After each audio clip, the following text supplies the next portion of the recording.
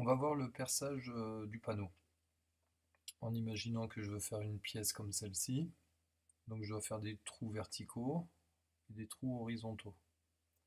Donc là, ces dessins, ils sortent pas de nulle part, c'est l'assemblage de type excentrique. Donc l'assemblage excentrique, on va le voir ici. Donc voilà, c'est les documents techniques du fabricant. Donc pour faire des perçages comme ça, donc ici sur le panneau, un perçage vertical, là on est sur la vue du champ, perçage vertical, perçage horizontal. D'accord? Ok. Donc ici j'ai différents perçages avec des dimensions qui sont fixées. Maintenant, moi je vais juste vous donner le principe pour faire des trous. Donc un trou vertical, le menu ici, soit je fais un seul trou, soit plusieurs trous qui vont être alignés et espacés d'une mesure. Alors pour l'instant, nous on va faire un trou isolé. Je vais faire un trou en bas à gauche. Donc je vais faire mon trou de diamètre 15. Donc ici je renseigne le diamètre, la profondeur. Pour les excentriques c'est du 14. Pour les excentriques avec un panneau de 19 c'est 14, je le sais. Et là je donne la dimension, la position de mon perçage en X. Donc je rappelle que X c'est dans le sens horizontal, Y vertical. C'est toujours pareil. Donc en X je lui dis que je suis à 70 du bord. Et en Y je lui dis que je suis à 34. Parce que parce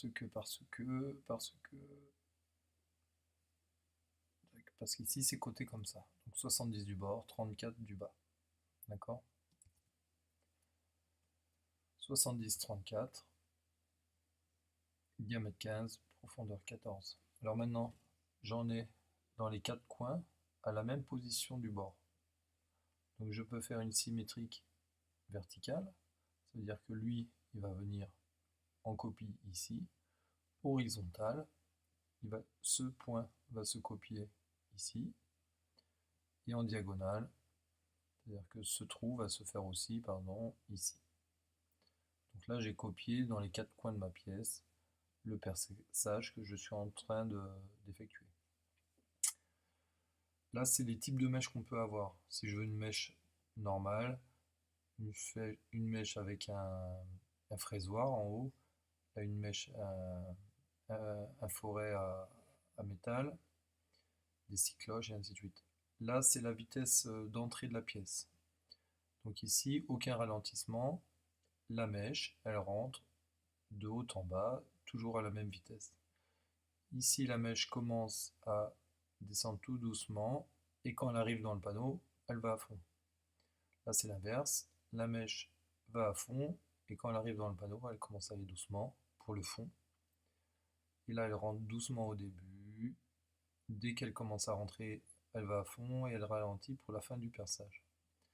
Donc ces vitesses, ça peut éviter quand on perce pour un panneau 19, imaginons que je perce à 18 de profondeur.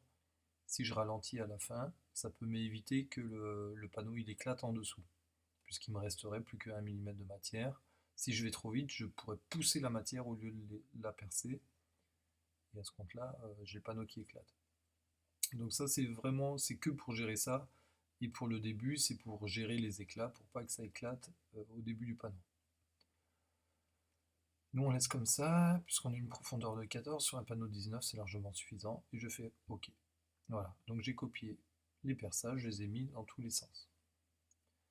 Si jamais j'avais oublié de les copier. Non, on va laisser comme ça.